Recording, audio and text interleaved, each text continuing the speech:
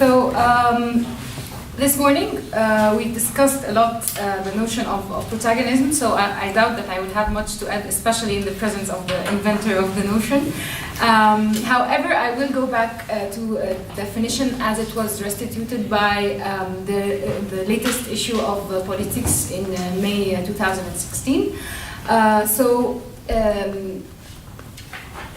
If a revolution presents a new and original tension, inciting individuals not only to adhere to the event, but also to become visible, to talk, to narrate, and to narrate oneself, protagonism is the will to get rid of anonymity and situate oneself durably in history, leaving multiple marks of their passage through the revolutionary event and using many occasions to talk about it.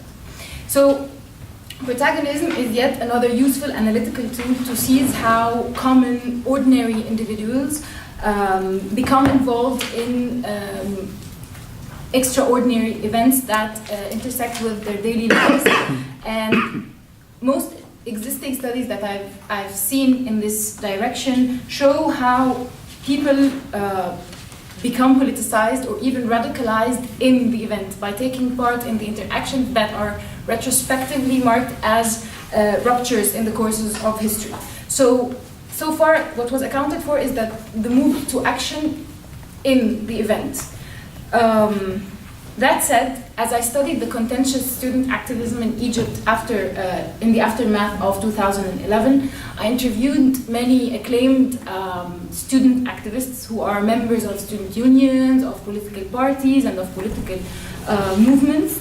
And among other things, we discussed how they became activists and how they came to join the organizations where they are or were members.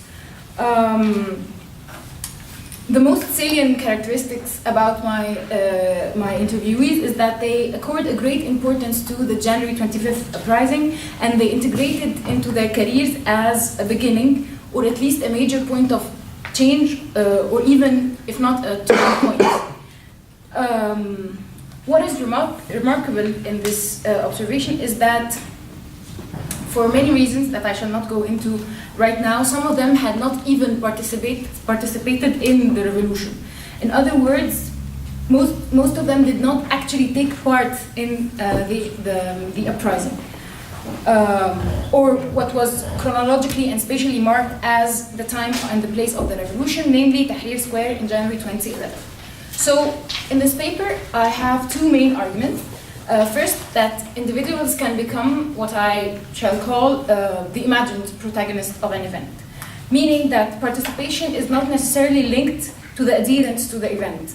The move to action, the loss of anonymity, the politicization process can happen as much in the name of the revolution as in it. Secondly, because individuals do not randomly decide to associate themselves with an event or another, I argue that the importance that many of my activists accord to the uprising in their accounts of their career is to some extent a product of their engagement in contentious organizations that claim an official and explicit affiliation with the revolution. So I will demonstrate both of these claims by restituting my analysis of Sarah's account of her career. So Sarah is a 20-year-old woman who recently graduated from the Faculty of Economics and Political Science in Cairo University. At the time of the uprising, she reports that she did not go to Tahrir Square, nor was she really following what was going on. She wasn't. She claims that she was so afraid and it took her a long time to understand and sympathize with what was happening. But that does not keep her from portraying herself as a protagonist of the revolution. First, in the first axis, I will illustrate the strategies that Sarah applies to narrate herself into the revolution and to narrate the revolution in her career. And then I will show how she belatedly moves to action and starts what later became her career as an activist. And then I will talk about how she traces back all her choices to a justification inspired from a certain vision of the uprising.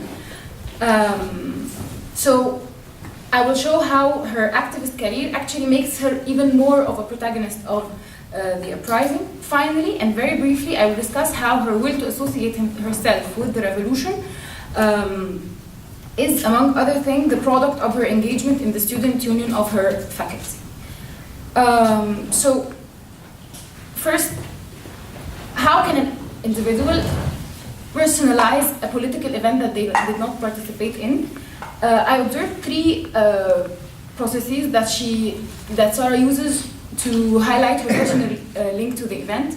The first one can be illustrated in a quote from our interview. So she's saying, "My father was one of the people who were directly hurt from the regime. His boss wanted him to accept a bribe and change his report. When he refused, he was transferred to a much lower position with a smaller salary. So my life was directly affected by corruption. After the revolution, I started to wonder how I accepted to live like that without questioning the situation. How did we not realize how bad it was? Why were we forced to accept terrible services and corruption everywhere in Egypt? Looking back, I wonder why it took me so long to support the uprising. Why did I not participate?" End of quote. So, I think that what she does is, in a way, a retrospective construction of past events. So she goes back to some biographical incidents and she gives them a political reading, and she links her family's problem with the larger issue of corruption. So I believe this, in a way, is more related to the fact that she wanted to portray herself as someone who has as much stake in the revolution as anyone else. She also imports, she evaluates her past position with the criteria of the present. So she, because the revolution already succeeded and Mubarak was forced to resign, she saw that the revolution was something good and wanted to evaluate her position of non-participation with the criteria of the present. Another process through which Sarah personalizes the event is that she marks it as a beginning of a process of personal change. So she said that after the revolution, she started taking an active interest about things that go beyond her private concerns. She started reading the newspaper and learning about politics and trying to be more aware of what's going on around her. Finally, the third process, to illustrate it, I will also present a quote. So she's saying that the revolution became a personal dream of mine, my personal goal. The revolution succeeded, we should not leave it, and we must do something.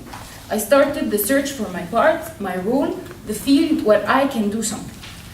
So automatically, she feels that she is a part of a we that represents the revolution. And to insist on her affiliation with this group, she decides that she has to do something, she has to move to action. So this is the second part of my presentation, is that Sarah's non-participation created an urge for her to do something and to start joining some sort of political organization. So here I will just very quickly go over three phases of her career. First is that she did not know how to translate her will to do something into a concrete action. So she started looking around in her surroundings, and at school she decided to join the newspaper and to start writing there. At the school paper, she met a colleague who invited her to attend a meeting in a political party. So here, Sarah started to take a real action and to join the party meetings and to start learning about what she calls the real politics. At first, she felt that she did not understand anything that was going on in the party, but gradually she started taking part in the discussions and she started perceiving herself as a legitimate activist. And this is a very important process that I identified in her narrative, is that she gradually constructed her legitimacy and started to consider herself as someone who can speak out, someone who can criticize the party members. And the most important outcome of her experience in the party is that she found the connection with the student union of her faculty.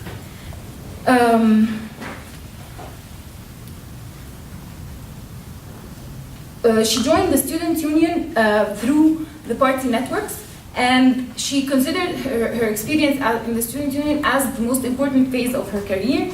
In fact, she considers it more as a personal concern and not just an interest.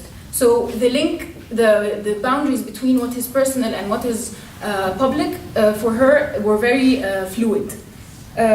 So she says that I used to work for 15 hours a day for the student union, attending meetings, calling people, and preparing activities. I sometimes stayed 12 hours straight in the faculty without returning home.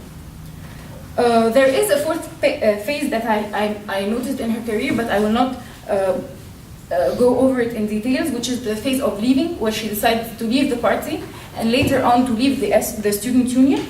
But for now, I will only focus on the entry and how she explains how she became eventually an activist. When my interviewees were discussing their careers, it seemed that they put forward that their careers are trajectories that were driven with a purpose, with an underlying logic that incarnates a personal project that is unraveled through the different phases of their careers. So this is, of course, a construction resulting from the relationship of the interview, but I think that the material that my interviewees used to construct this discourse is very important because it shows us what they believe is relevant and what they think is important to relate to. Sorry, I just was wondering, what do you precisely mean by the term material? I just had this question when I was reading her. Material is like the discursive material, like the events that they talk about, the symbols and the expressions that they use. So for Sarah, as well as for many of her colleagues in the student contentious activist milieu, their personal projects were driven by a shared representation of the January 25th uprising, and for lack of better terms, for now, I will call it the spirit of the revolution. So when it comes to January 25th uprising, there are so many different, even contradictory narratives, and however, there are some common rhetorical elements in the people who eventually became contentious political activists. These elements include a discourse on unity and inclusiveness, the impression that the uprising was a fresh start and it broke with a dark past and raised the bar for the demands of change. Most importantly, it involved an implicit rejection of the official politics or the conventional way of doing politics. This incarnated in a general distrust vis-à-vis political parties, general criticism toward the elitism of the political parties, and the fact that they are disconnected from the interests of ordinary people. In many ways, how much time do I have left?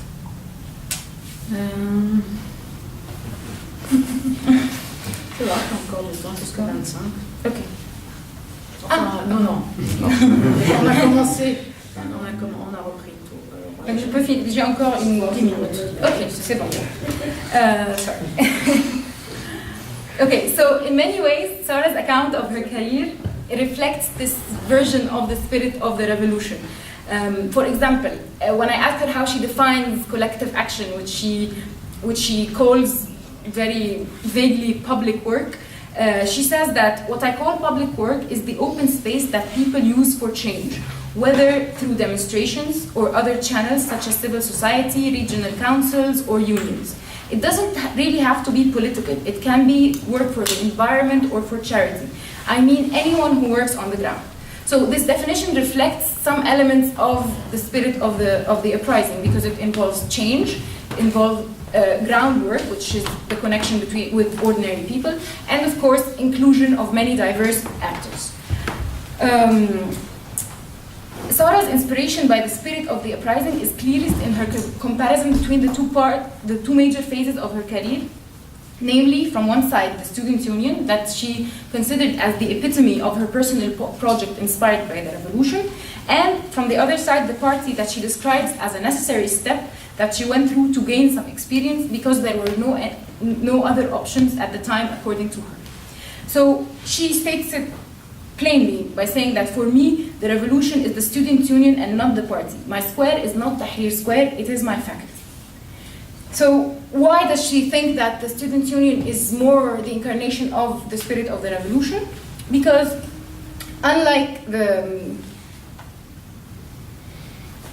because she found the party too distant from an explicit affiliation with the uprising, unlike the student union, which represented a fresh start expressed in the revolutionary discourse, as I will demonstrate in my final part. She mostly blamed the party leadership for being too focused on elections and too void of any systematic goals or guiding principles. She also critiques the recurrent internal conflicts and blames it on a struggle for power.